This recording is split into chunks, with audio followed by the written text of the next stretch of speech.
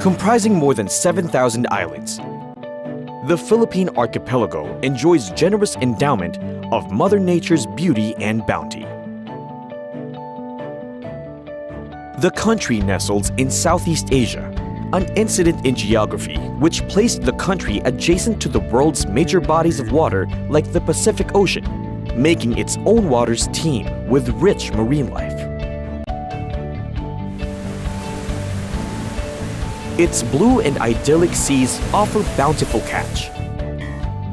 It is not surprising why the fisheries industry is one of the primary components of its economy. In the third quarter of 2017, the fisheries subsector shared 17.40% of the total agriculture production. It grossed 56.7 billion pesos at current prices. With its vast fisheries and aquatic resources, local populace in the coastal areas is highly dependent on the fisheries industry. The increasing economic demand, however, for fish and fishery products brought about by the growing population bred serious threats of illegal, unreported, and unregulated or IUU fishing. Thus, the whole fisheries resources have become vulnerable to misuse and abuse. Too much fishing pressure left some of the country's fishing grounds in ailing state. To address this pressing issue, the Philippine government through the Department of Agriculture, Bureau of Fisheries and Aquatic Resources under the Duterte administration has created innovative platforms for conservation of marine resources and freshwater fish habitats like lakes and rivers.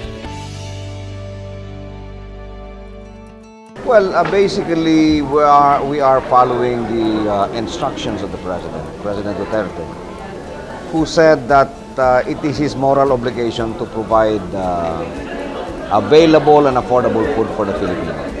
It's quite a complicated mission, simply because for food to be available, you have to produce a lot of it.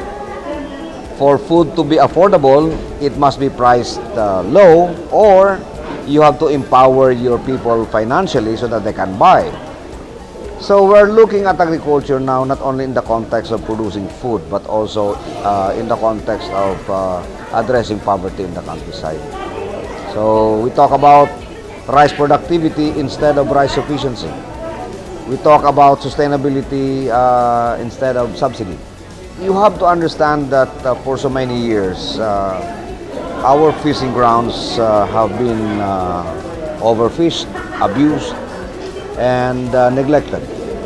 So right now, what we are trying to do is first conservation, and then protection, and then repopulation.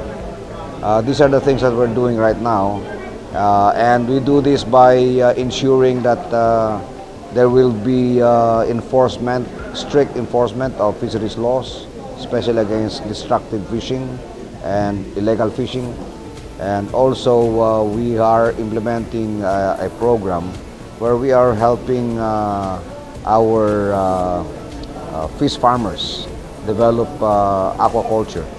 And also we are repopulating our lakes, rivers, and creeks with fingerlings so that we'll be able to bring back the supply of fish in the freshwater areas of the country.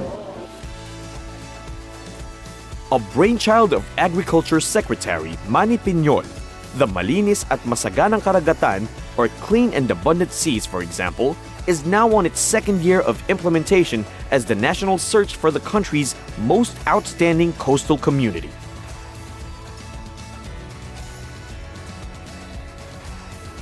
The Malinis at Masaganang Karagatan, or MMK, is a positive approach of motivating the local government units and the coastal communities to be directly involved in the sustainable management and development of their natural resources.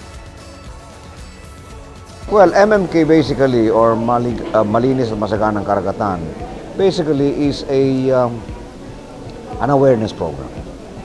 It makes people aware of the fact that if they do not protect their fishing grounds, they would lose a lot.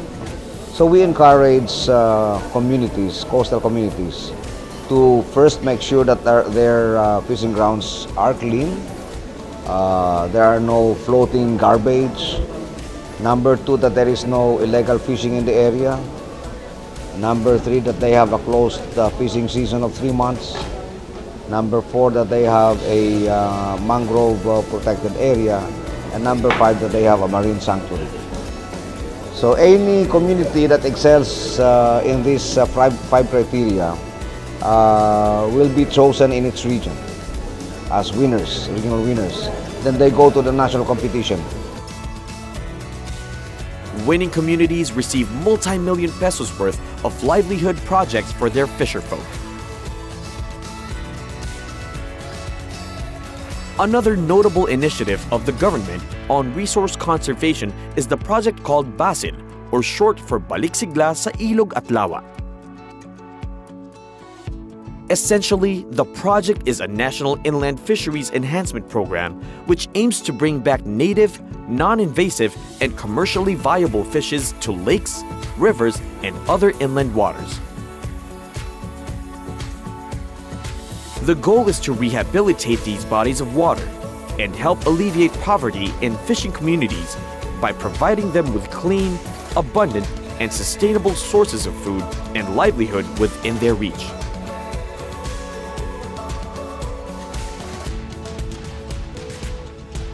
The President Duterte, is fully committed to change things in this country, for the better, of course.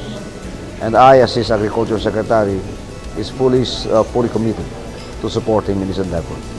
As I've said, I have dedicated myself to the realization of his vision of available and affordable food for the Philippines. Because by doing such, I pay tribute to the farmers and fisher folks of this country. We are really in full support of the program of the Department of Agriculture and Fisheries under the leadership of the Secretary Manny Pino. And of course, it reflects to the program really wanted by the President. That is, it is his moral obligation to feed the Filipino people through the agriculture, affordable and available food for everybody. MMK and BASIL are just part of the overall efforts of the Philippine government through the Bureau of Fisheries and Aquatic Resources of the Department of Agriculture to rehabilitate, if not totally bring back, the country's fisheries and aquatic environments to their original state.